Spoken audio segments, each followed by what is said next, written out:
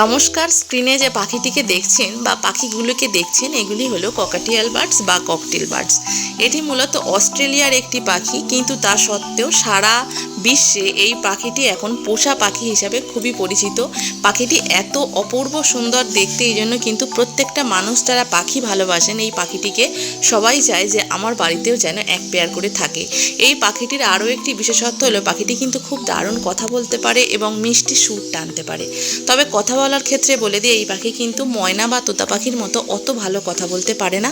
এরা সামান্য শব্দ অনুকরণ করতে পারে, যেমন hello, good bye, good night, good morning, এইটুকুই। তো এই পাখিটির সবথেকে প্রিয় খাদ্য কি জানেন? সেটি হলো সানফ্লাওয়ার সিডস বা সূর্যমুখীর দানা।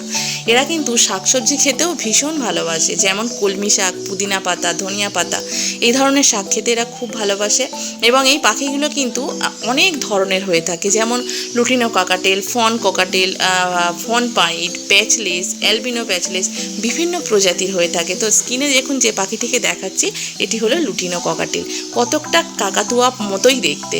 দেখুন কানের দুপাশে রয়েছে অরেঞ্জ কালারের, টকটকে অরেঞ্জ কালারের গুটি এবং মাথায় রয়েছে ঝোঁটন। ককাটিয়াল পাখির এই ঝোঁটনটির জন্যই কিন্তু সব মানুষ এই পাখিটিকে বেশি ভালোবেসে থাকে।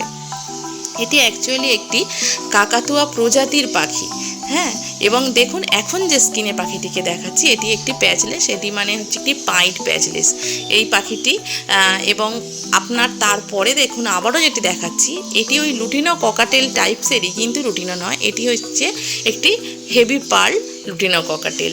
পার্ল মানে যে পাখির গায়ে আপনার মাছের আঁশের মতো দাগ কাটা থাকবে, সেগুলোই হলো এই পাখি।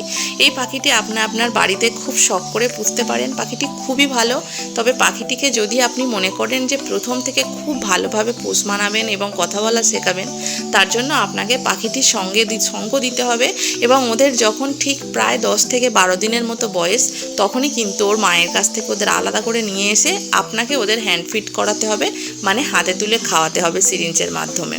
তো যারা ভাবছেন যে পাখিকে হ্যান্ড ফিড করাবেন, আমি তাদের উদ্দেশ্যে বলতে চাই যে আপনারা আগে ভালো করে হ্যান্ড ফিড করানোটা শিখবেন, তারপরেই কিন্তু পাখিকে এই হ্যান্ড ফিডিং সিস্টেমে যাবেন। না হলে পরে আপনি যদি ভুলভাল করে বা আপনি ভুলবশত যদি হ্যান্ড ফিডিং সিস্টেমে আপনার কোনো ভুল হয়ে থাকে, তাহলে কিন্তু পাখি মারা পর্যন্ত যেতে পারে।